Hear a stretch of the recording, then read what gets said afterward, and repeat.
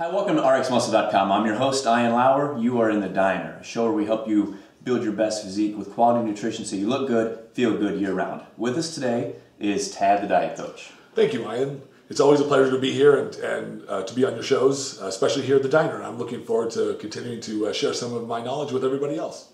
All right, time to share some of that knowledge. Now, when it comes to sharing things, lots of times people like to share alcohol. Yes. Now, first I have to make sure that everybody's aware that we do not promote drinking at anything under the age of 21 unless you're legal to drink, blah, blah, blah. But it's no secret that competitors sometimes will have some alcohol, normally not a beer or a liquor. Normally they'll do a wine as a diuretic of sorts, and you'll hear red wine's good for resveratrol and so on and so forth. I guess, what is your stance or your belief on alcohol and how each of them can affect you? Well, in general, as a general health kind of a thing, and for individuals in this industry, I think it's okay on an occasional basis. Like, I incorporate a little bit of my wife and I really love red wine. Yeah, my wife and I will usually have a glass of red wine, one or two, with a cheat meal. And I usually let my athletes do that as well. If I give them cheat meals, the ones who get cheat meals, and most of them do, they'll be able to have a glass of red wine. But oftentimes they'll ask me, is it okay if I drink beer?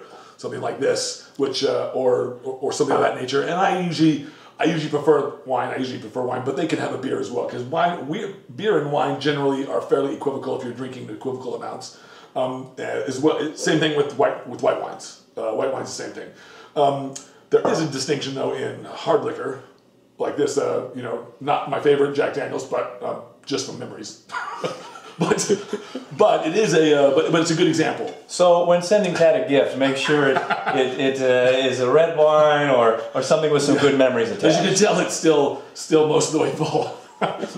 But hard liquor can give you a little bit of reprieve, because most people drink to get a little bit inebriated and to feel good, and you can drink far less. And so, calorically speaking, as long as you're not doing any mixed drinks that have juices and sugars and stuff like that, then usually something like that's okay. And that's the question that usually I get asked: what's the best alcohol to drink if I'm going to drink it? And I always tell them, usually like a vodka or like a hard liquor of some sort that doesn't have a lot of extra stuff in it, a lot of extra sugars in it. You're going to get some because of the alcohol. And in general, everyone should know this, that the calories from alcohol, which is about 7 calories per gram, as opposed to 9 for fat, 4 for carbs, and 4 for proteins, that the calories we consume with alcohol, you really have to use that energy right away. So if you're drinking a lot of alcohol, which a lot of people do, they'll slug one beer after the next or one glass of wine after the next, and by the end of the night, it's very easy to rack up a couple thousand calories out from alcohol.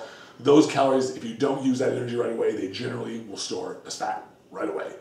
So that's why I always give them somewhat of a limitation on their cheat meals when it comes to alcohol. And I give myself the limitation too, otherwise I'll continue to grow in the wrong ways. Now, and I have to make note about your choice of hard liquor over beer. I mean, you wanted to get sloshed here. No, I mean, for years, one thing I find is it's too easy to drink hard liquor. It's too easy to get way too many calories. It is.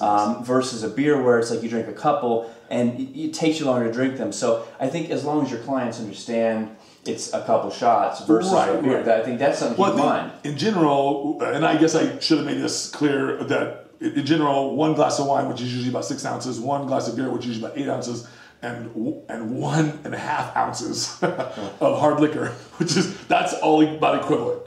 So I don't expect anyone to pour a glass that they would of wine of hard liquor. If they do, you're not. Congratulations, you're an alcoholic, probably. But in general, people don't do that, and I don't assume people. Is that really a laughing matter? Yeah, okay. I'm not trying to be un-PC here, but it's just I just generally don't expect people to really go for it. But yeah, you're right. I'd say that when you're talking about hard liquor, it is easy to overdo it, and 1 shot usually just means one or 2 shots at the most. All right, Tad, that's a great bit of advice, and thanks so much for sharing that with our viewers here. Well, thank you very much again for having me on the show. I appreciate it. It's always a pleasure. Thanks for tuning into the Diner. Make sure you come back for some more episodes soon.